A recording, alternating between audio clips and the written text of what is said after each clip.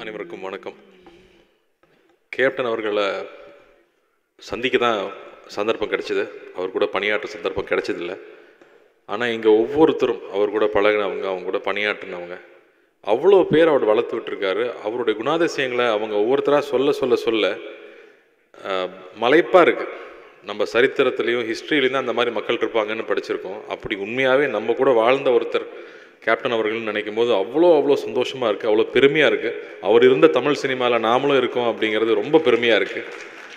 இங்கே நடிகர்கள் எப்படி நடந்துக்கணும், எப்படி அன்பாக இருக்கணும் அப்படின்னு அவர் வாழ்ந்து காமிச்சது வந்து இப்போ இனிமேல் நாங்கள் வாழ்கிற வாழ்க்கைக்கு ஒரு மிகப்பெரிய முன்னுதாரணமாக நான் எடுத்துக்கிறேன். ஒவ்வொரு விஷயம் பண்ணும்போதும் அவரை மனசில் நினச்சிட்டு பண்ணணும்னு ஆசைப்பட்றேன். ஒரு மனிதன் முற்றும் அன்போட, எந்த ஒரு பாகுபாடு பார்க்காம, பணத்து மேலே பெரிய ஆசை இல்லாமல் நல்லவனாகவே இருந்தால் இந்த சமுதாயம் மதிக்குமா அப்படின்னா இந்த சமுதாயம் மதிக்காதுன்னு தான் நம்ம கேள்விப்பட்டிருக்கோம். ஆனால் அப்படி ஒருத்தர் இருந்தால் மக்கள் எப்படி கொண்டாடுவாங்கன்னு அவர் வாழ்ந்து காமிச்சிட்டு போயிட்டார் நமக்கு. அதுதான் மிகப்பெரிய உதாரணம். மறுபடியும் மனிதன் மேலேயும் சமுதாயத்து மேலேயும் நம்பிக்கை வர்றது அதில் தான்.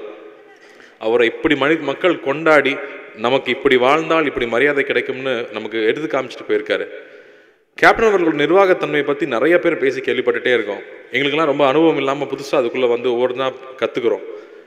ஒரு ஒரு ஒரு நிகழ்ச்சி நடத்தினா எப்படி ஃபுட் ஆர்கனைஸ் பண்ணுறது, எப்படி அவங்களை நல்லபடியாக ரூமில் கொண்டு போய் சேர்க்கறது, நல்லபடியாக அவங்கள ஃப்ளைட் ஏற்றி திருப்பி அனுப்புறதுன்னு 2 ஷோ பண்ணும்போது ஒவ்வொரு நாளும் கேப்டன் அவர்களுடைய எப்படி கவனிச்சிட்டாருன்னு வந்த ஆர்டிஸ்ட்லாம் சொல்லிகிட்டே இருப்பாங்க. அப்போ நம்ம இன்னும் பெட்டராக பண்ணோம், கேப்டன் அளவுக்கு பண்ணணுன்னு எங்களுக்கு ஒரு பெரிய ஒரு பெஞ்ச் மார்க் அவர் செட் பண்ணிட்டார். கேப்டன் அவர்கள் இதுக்கு எங்களுக்கு செட் பண்ணியிருக்க பெஞ்ச் மார்க்கை மீட் பண்ணுறதுக்கு நாங்கள் இன்னும் நிறையா உழைக்கணும்னு எனக்கு தெரியுது. இங்கே எல்லாருமே ஒன்று சேர்ந்து ஒரு நல்ல அன்போடு எல்லாரும் பேசுகிறதே அவருடைய ஆசீர்வாதம்னு நினைக்கிறேன். அவர் ஆசீர்வாதத்தை சீக்கிரம் கட்டிட முடியும்னு நான் நம்புகிறேன்.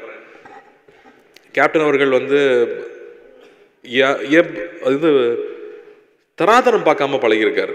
இங்கே இருக்கிற சின்ன ஆட்கள்லேருந்து பெரியவங்க வரைக்கும் அவரை பற்றி நல்லது மட்டுமே சொல்கிறாங்க. ஒரு ரூமில் உட்காந்துருந்தாங்கன்னா அங்கே அவரும் தரையில் உட்காந்துருப்பாரு, கூட டைரக்டர் ப்ரொடியூசர் உட்காந்துருப்பாரு, அசிஸ்டன்ஸ் உட்காந்துருப்பாங்க. எல்லாரும் ஒரே தளத்தில் உட்கார வச்சு பார்க்கறது என்னால் நான் நினச்சி கூட பார்க்க முடியல. அப்படி ஒருத்தர் எழுந்திருக்க முடியுமாங்கிறது அது ஒரு பெரிய உதாரணமாக நான் எடுத்துக்கிறேன். அவர் வாழ்ந்த வாழ்க்கையை இருந்து பார்க்கும்போது ஒரு தடவை ஈவெண்ட்டை முடிச்சுட்டு ட்ரெயினில் திரும்பி வந்துட்டு இருந்திருக்காங்க மதுரையிலேருந்து. வந்ததுக்கப்புறம் தான் தெரிஞ்சிருக்கு யாருமே சாப்பிடலன்னு. ட்ரெயினை நிப்பாட்டுன்னு சொல்லி நிப்பாட்டி 1/2 hourல எல்லாருக்கும் பரோட்டாலேருந்து பிரியாணி வந்திருக்கு. எப்படி அவர் அந்த 1/2 hourல ஆர்கனைஸ் பண்ணியிருப்பாருன்னு இப்போவும் நான் யோசிச்சு பார்க்குறேன். ட்ரெயினில் இருக்கிற அத்தனை பேருக்கு எப்படி இந்த சாப்பாடு எங்கேருந்து வரும்? ரசிகர் மன்றத்திட்ட சொன்னாரா, எங்கே சொன்னார், எந்த கடையில் சாப்பாடு வாங்கிட்டு வந்தாங்க? அவ்வளோ ஆச்சரியமாக இருக்குது எப்படி அதை அவர் பண்ணாருன்னு. அப்போ அதுக்கு எவ்வளோ முக்கியத்துவம் கொடுத்துருக்காரு. அவர் ஒரு தடவை காயப்பட்டிருக்காரு. அந்த மாதிரி யாருமே காயப்படக்கூடாதுன்னு நினைக்கிறது எவ்வளோ பெரிய மனசு. கேப்டன் அவர்களுடைய நினைவை இங்கே நம்ம எல்லாரும் சேர்ந்து அவரை வந்து கொண்டாடிக்கிட்டு இருக்கோம் அப்படிங்கிறது எங்களுக்கு ஒரு பெரிய பாக்கியமாக நான் நினைக்கிறேன். நடிகர் சங்கத்தில் அவர் இறக்கும்போது நாங்கள் நிர்வாகிகள் ஊரில் இல்லாமல் போனது மிகப்பெரிய வருத்தம். இந்த மாதிரி ஒரு நிகழ்ச்சி நடத்தும் போது அதை கொஞ்சமாவது நாங்கள் வந்து எங்களுடைய வருத்தத்தை ஆற்றிக்கணும்னு நான் நினச்சிக்கிறேன். அவங்களுடைய குடும்பத்தார் வந்திருக்கிறாங்க, தம்பிகள் 2 பேரும் வந்திருக்காங்க. எல்லாரும் சொன்னாங்க இல்லையா, அப்பா பண்ண ஆசீர்வாதம் உங்களை எங்கேயோ கொண்டு போய் வைக்கணும். அந்த மாதிரி நீங்கள் 2 பேரும் ஒரு மிகப்பெரிய இடத்துல சீக்கிரம் வரணும். மக்களுடைய ஆசீர்வாதம் உங்கள் எல்லாருக்கும் 2 பேருக்குமே இருக்குது. என்னுடைய வேண்டுதல் நீங்கள் 2 பேரும் மிகப்பெரிய இடத்துல வந்து அப்பா மாதிரி நீங்களும் இருக்கணும் அப்படிங்கிறது என்னுடைய பெரிய ஆசை. அது நிச்சயம் நடக்கணும்னு நான் நம்புகிறேன். இங்கே வந்திருந்ததுக்கு உங்கள் 2 பேருக்குமே நன்றி. சுதீஷாருக்கும் நன்றி. எல்லா இயக்குநர்களுக்கும் தயாரிப்பாளர்களுக்கும் ஒன்று சேர்ந்து ஒரு சமூகமாக இங்கே இருந்து ஒரு குடும்பமாக இங்கே இருக்கிறதே அவ்வளோ சந்தோஷமாக இருக்குது. அவர் ஆசீர்வாதத்தில் நிறைய நல்லது நம்ம எல்லாருக்கும் நடக்கும்னு நம்புகிறேன்.